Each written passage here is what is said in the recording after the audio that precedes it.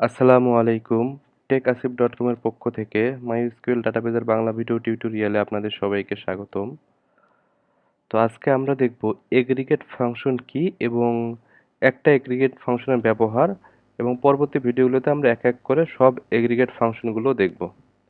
তো এগ্রিগেট ফাংশনটা আসলে কি? এটা হচ্ছে এগুলো হচ্ছে mysql এর বিল্ট ইন ফাংশন। সেগুলো আমাদের রেজাল্টকে কম্বাইন করে মিনিংফুল রেজাল্ট রিটার্ন করার ক্ষেত্রে সহযোগিতা করে। তো যেমন আপনারা চাচ্ছেন যে আপনাদের ডাটাবেজে যে বইগুলো আছে তার পেজ অ্যাভারেজে কত, অ্যাভারেজ পেজ কত, বা আপনার ডাটাবেজে টোটাল কতগুলো রো আছে। তো এগুলো আপনি ম্যানুয়ালি এক এক করে হিসাব করতে পারবেন, কিন্তু ছোট ডাটাবেজ হলো, ধরেন আমাজনের ডাটাবেজ, সেটা তো আর এক এক করে হিসাব করে রাখাটা পসিবল না, তাই না? তো সেক্ষেত্রে আমরা এগ্রিগেট ফাংশন ইউজ করে অনেক সুন্দরভাবে এই কাজগুলো করতে পারি। তো আরও বিভিন্ন এগ্রিগেট ফাংশন আছে, আমরা আস্তে আস্তে সবগুলো দেখব। তো আজকে আমরা যে এগ্রিগেট ফাংশনটা শিখব সেটা হচ্ছে কাউন্ট। এটা কি করে? মনে করেন আপনি প্রশ্ন করলেন, how many books are in the database. আমাদের যে বুকস ডাটাবেজ আছে এটাতে অল্প সংখ্যক বুক আছে, আপনারা ম্যানুয়ালি হিসেব করে বার করতে পারবেন, এটাতে কোনো অসুবিধা নেই। কিন্তু আমাজনেরটা কিন্তু বার করা সম্ভব না। তো এইটা আমরা কিভাবে করব? কাউন্ট এগ্রিগেট ফাংশনের মাধ্যমে। Select count form books. এখন দেখেন, সিলেক্ট যদি স্টার ফরম বুকস আপনারা দেন তাহলে ডাটাবেজের সকল রোগুলো কিন্তু প্রিন্ট হবে। তো যখনই স্টার মানে কি সবগুলো প্রিন্ট হচ্ছে আপনারা বুঝাচ্ছেন, এই স্টারটাকে যে কাউন্টের ভিতর দেন সে কতগুলা রো প্রিন্ট করছে তার একটা হিসাব আপনাকে দেখাবে। তো অসুবিধা নেই, আমরা প্রেজেন্টেশন দেখলাম, এখন আমরা এসকিউএল কোড করে একদম সুন্দরভাবে বোঝার চেষ্টা করব। ওকে, দেখি সিলেক্ট অল ফরম বুকস, আমরা কাউন্ট দিয়ে দেখি। তার মানে এই সিলেক্ট অল ফরম বুকস দিলে কি হবে, বুক টেবিলের যতগুলা রো আছে সবগুলাই কিন্তু রিটার্ন করবে, যে সবগুলো আছে প্রিন্ট করতেছে। তো এখন আমরা ওই কতগুলো রো আছে এটার কাউন্ট করব, তখন এই স্টারটা ও ইউএনটি কাউন্টের ভিতর দিতে হবে। কাউন্ট একটা এগ্রিগেট ফাংশন। এখন যদি আমরা গতি ক্লিক করে দেখুন 19টা। তো আমাদের এটা স্মল ডাটাবেজ, যেটা আপনারা ম্যানুয়ালি 19টা বার করতে পারবেন, তাতে অসুবিধা নেই। তো লার্জার ডাটাবেজে এটা আসলে পসিবল না ম্যানুয়ালি বাইর করা। তো এটা হচ্ছে কাউন্টের একটা বেসিক এক্সাম্পল। তো ধরুন আপনারা দেখতে যাচ্ছেন, এটা তো টোটাল ডাটাবেসটা দেখলাম। অথর লাস্ট নেম কতটা আছে এটা দেখছেন, তাহলে কি করবেন, এখানে ওই কলাম নেমটা বসবে কাউন্টের ভিতর, author L name from books.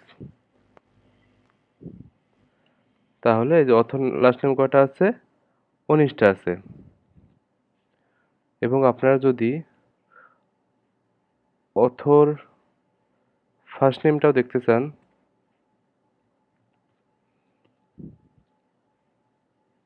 সেটাও কিন্তু 19টা আছে। কিন্তু একটা জিনিস আমি আপনাদেরকে দেখাই, মানে কাউন্ট ছাড়া যদি আপনারা অথরের লাস্ট নেমটা প্রিন্ট করেন, এল নেম, আমরা কি চাচ্ছি যে কতটা অথরের লাস্ট নেম আছে। কিন্তু এটা শুধু প্রিন্ট করছে, ঠিক আছে, যেটা প্রিন্ট করছে আমাদের হিসাব ঠিক আছে, কিন্তু একটা জিনিস সেটা হচ্ছে এখানে কিছু ডুপ্লিকেট আছে, যেমন ইগার্স ইগার্স দুইবার আছে, জায়মান জায়মান দুইবার আছে। আমরা তো চাচ্ছি একদম ইউনিক অথরের লাস্ট নেম কয়টা আছে সেই হিসাবটা দেখার চেষ্টা করতেছি। তাহলে আমরা কি করব, আশা করি আপনারা গেস করতে পেরেছেন। তাহলে কি হবে বলেন তো, ডিস্টিং, আমরা এর আগে শিখেছিলাম ডিস্টিং অথর এল নেম। এখন কি হবে, ডিস্টিং অথরের লাস্ট নেমের ডিস্টিং কতটা আছে, মানে একদম ইউনিক কতটা আছে অতটা প্রিন্ট করবে কাউন্টের ভিতর আমাদের দিয়ে দিতে হবে।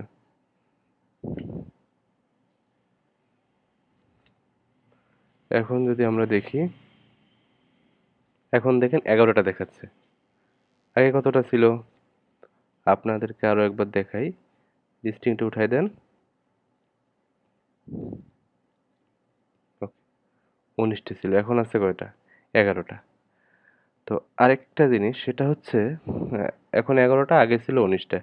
তো আপনারা যদি ডিস্টিং হিসেবে অথরের ফার্স্ট নেমটাও দেখেন, সেক্ষেত্রে একটা জিনিস লক্ষ্য করবেন। এখানে আছে 12টা, মানে অথরের লাস্ট নেমে ডিস্টিং হিসেবে দেখলাম 11টা নেম আছে, এখানে ডিস্টিং হিসেবে 12টা। একটু কিন্তু কমপ্লিট খেয়ে গেল। তার মানে আমাদের উদ্দেশ্য কি? মানে অথর আসলে ডিস্টিং অথর কয়জন আছে তাকে বাইর করা। তাহলে কি আমরা শুধু লাস্ট নেম দিয়েও বাইর করতে পারতেছি না, শুধু ফার্স্ট নেম দিয়েও কিন্তু বাইর করতে পারতেছি না। ওখানে আসলো 11, এখানে দেখাচ্ছে 12। এটার কারণ কি? এটা হচ্ছে, কারণটা হচ্ছে আমি দেখাই আপনাদেরকে। আপনারা যদি নর্মালি প্রিন্ট করেন author first name, comma author L name, from books, okay. এখন লক্ষ্য করেন সব ঠিক আছে, কিন্তু এই যে এখানে হেরিস, এই হেরিসটা যদিও ডিস্টিং যখন অথর লাস্ট নেম আমরা প্রিন্ট করছি একটা দেখাইছে, কিন্তু হেরিসটা কিন্তু আসলে একজন না। এটাই হচ্ছে ড্যান হেরিস, ইনি হচ্ছে ফ্রিদা হেরিস। তার মানে এটা কিন্তু এইভাবে ডিস্টিং করা ঠিক হয়নি। কারণ হচ্ছে কি, এটা একজন ব্যক্তির হেরিস মানে লাস্ট নেম, এটা অন্য একজন ব্যক্তির হেরিস, কিন্তু অন্যগুলোর ক্ষেত্রে আলাদা। যেমন হচ্ছে এই যে আপনি যে ইগার্স দেখেন দুইবার থাকলেও এটা ডেভ ইগার্স, এটা হচ্ছে ডেভ ইগার্স, এটা সেম ব্যক্তি। সেক্ষেত্রে এখানে ডিস্টিং হলে একটা ইগার নিছে, এখানেও ডিস্টিং হলে একটা ডেভ নিছে, কিন্তু এইখানে ডিস্টিং এর ক্ষেত্রে একটা হেরিস নিছে, কিন্তু এই আমরা যখন ফার্স্ট নেম প্রিন্ট করছি তখন কিন্তু ড্যান ফ্রিদা, এটা কিন্তু দুইটাই নিতে হচ্ছে, কারণ এখানে কিন্তু এরা মানে সেম না।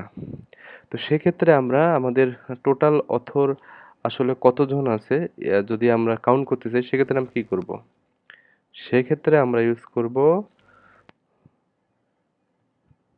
ডিস্টিং author first name author last name. তখন কি হবে, এই দুইটা কলামের ভ্যালুটা নিয়ে সে একদম ইউনিক করে তারপর আমাদেরকে রেজাল্ট করবে। এটা কার মধ্যে দিব? কাউন্টের মধ্যে।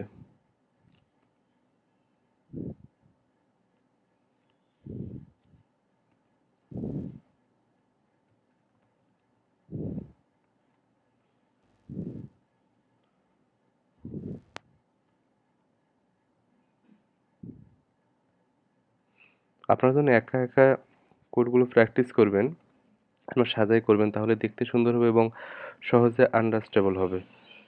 তো এখন যদি আমরা রান করি, এখন কিন্তু আমাদের 12টায় দেখাচ্ছে, আমাদের টোটাল অথর হচ্ছে 12টা। এর আগে কিন্তু লাস্ট নেমে দেখাইতেছিল 11টা, কিন্তু ফার্স্ট নেমে দেখাইতেছিল 12টা। টোটালটা আমরা ডিস্টিংক্ট করে দেখতে পেলাম না, আসলে অ্যাকচুয়ালি আমাদের অথর হচ্ছে 12 জন। এখন ধরুন যে হচ্ছে আমরা চাচ্ছি যে আমাদের কতগুলো বইয়ের টাইটেলে দা কথাটা আছে। এইটা দা কথাটা আসলে কতগুলো বইয়ের টাইটেলে আছে, এটা যদি আমরা দেখতে চাই, সেক্ষেত্রে আমরা কি করব? সিলেক্ট টাইটেলটা আমরা দেখতে চাচ্ছি, ফরম বুকস হোয়ার টাইটেল লাইক, মানে দা কথাটা আছে এইটা, তার মানে তার আগে পিছে যে কোনো থাকতে পারে, সেটা তো আমরা বলিনি, মানে দাটা থাকা দরকার আমাদের। তাহলে যে কোনো কিছু থাকতেই পারে আগে, কিন্তু দা থাকতে হবে। পরেও যে কোনো থাকতেও পারে, না পারে এটা অসুবিধা নেই, কিন্তু দা থাকতে হবে। এখন যদি আমরা এটা প্রিন্ট করি, দেখবো আমরা 1 2 3 4 5 6টা, 6টার বইয়ের টাইটেল রিটার্ন করছে, তার মধ্যে প্রত্যেকটাতে কিন্তু দা, এই যে দা, দা, দা আছে। তো এই টোটালটা যদি আমরা কাউন্ট দিতে চাই, সেক্ষেত্রে আমরা এটা কাউন্টের মধ্যে টাইটেলটা যদি আমরা দিয়ে দেই, সেক্ষেত্রে আমরা এই হিসাবটা পেয়ে যাব। ওকে, সরি। তো আশা করি আপনারা বুঝতে পেরেছেন। পরবর্তী ভিডিও দেখার জন্য আমার চ্যানেলটি সাবস্ক্রাইব করে বেল আইকনে ক্লিক করে রাখুন। আর আমার ভিডিওগুলো ভালো লাগলে অবশ্যই আপনাদের বন্ধুদের সাথে শেয়ার করবেন। ধন্যবাদ সবাইকে। আল্লাহ হাফেজ।